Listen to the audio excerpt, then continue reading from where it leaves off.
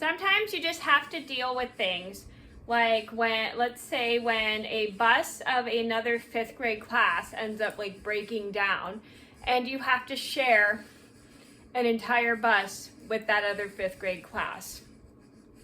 It happens especially when you probably can't try to cram everybody on one bus.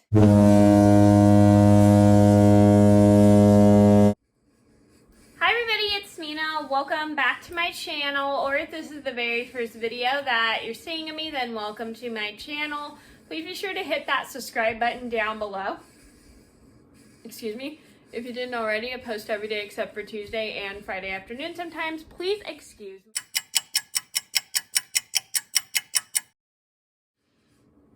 I do apologize. I actually had to go lock the door for my sister because she was leaving. Anyway, today in this video, I'm going to share with you guys a story about the time I had a 5th grade field trip with my class and another 5th grade class that same day, and the other 5th grade class's bus broke down and we had to share a bus with the other 5th grade class, so it was an extremely crowded field trip. So this is the story just to let you guys know. Sometimes it gets overwhelming when there's too many kids on a field trip, especially if you have to share a bus with a ton of a huge 5th grade class. It happens, but you just got to deal with it.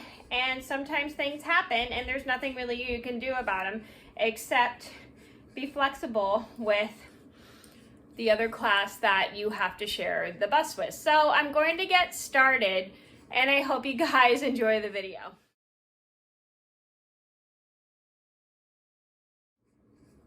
Not sure if I mentioned this, but this is going to be a knit with me story time.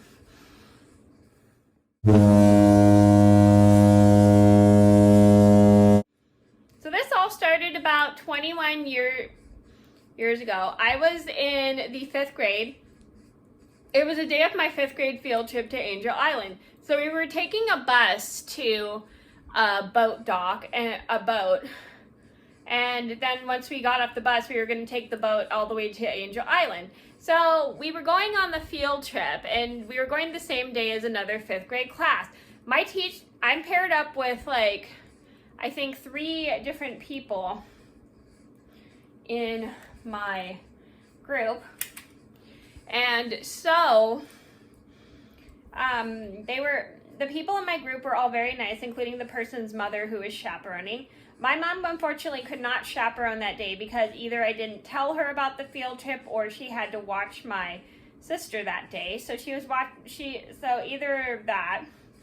either way she still couldn't go.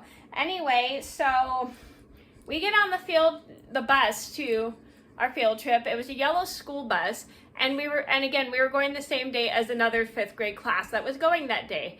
And as we're leaving, we suddenly overhear the bus driver talking on his phone, and it turned out somehow the other 5th grade the 5th grade class's bus broke down, and they had to get everybody off the bus. So we had to kind of go wherever the other 5th grade class was to pick them up, because their bus was actually ahead of ours, and like I said, they were going the same day, and this was another 5th grade class from my school.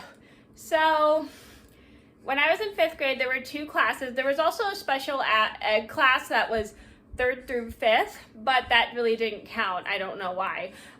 So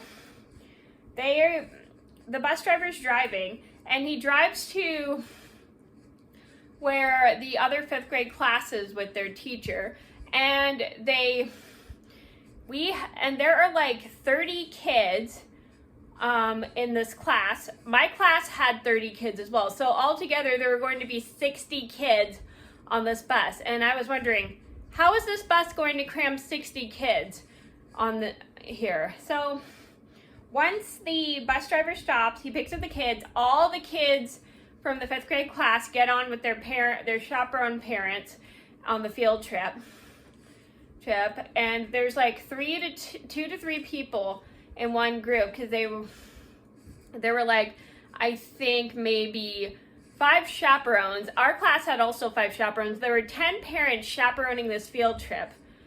So all together, there was like,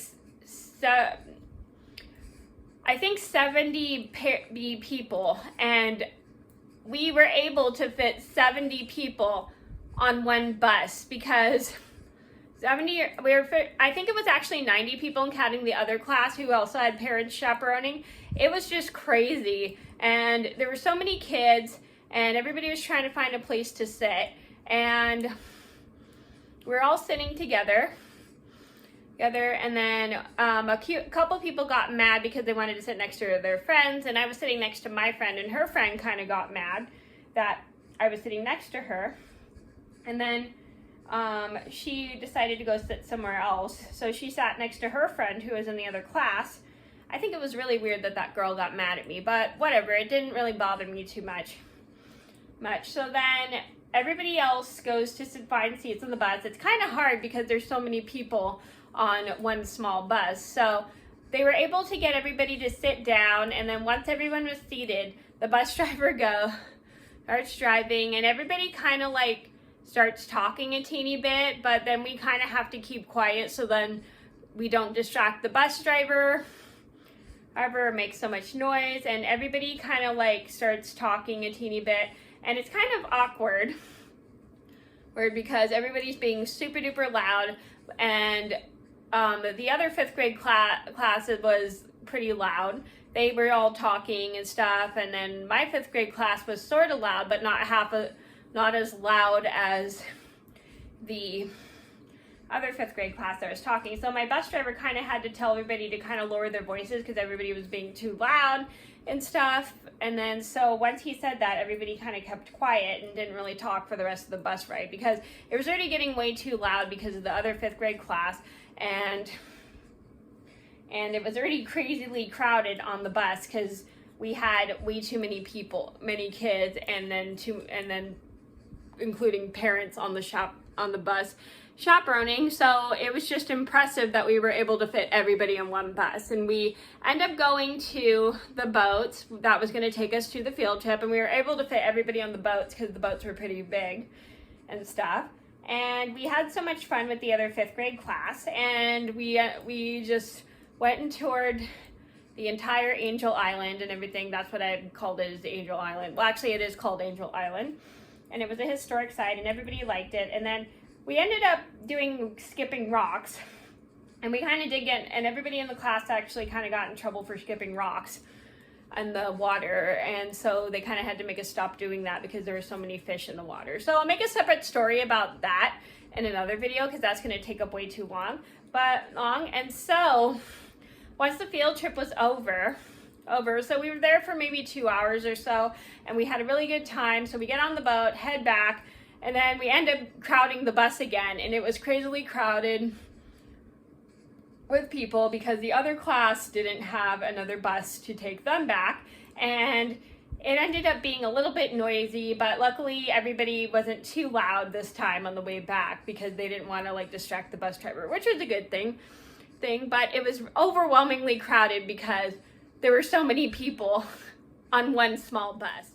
So the moral of the story is when another bus breaks down, it's down and you have to share a bus with other 5th grade class, it can be sorry, that was my tablet. It can be a teeny bit overwhelming because it's quite noisy and there's too many people crammed on one small bus, but you kind of got to make the best of it despite the fact there's too many people on one bus, and especially if there's parents chaperoning, which makes it even more people. But you just got to make the best of it, be flexible, and do whatever you need to do to make it work. So that was a story about how we had to share a bus with another 5th grade class on the way to a field trip for school. I hope you guys enjoyed the video. Thank you so much for watching. Please be sure to like and subscribe if you haven't already. I post every day except for Tuesday and Friday afternoon sometime, and I'll see you in another video soon. Bye.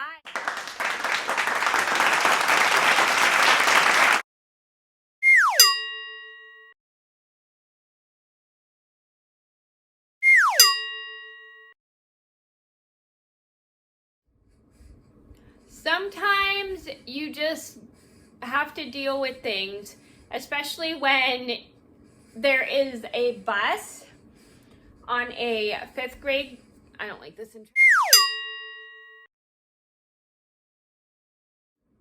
Oops. I pressed record again when I meant to press stop.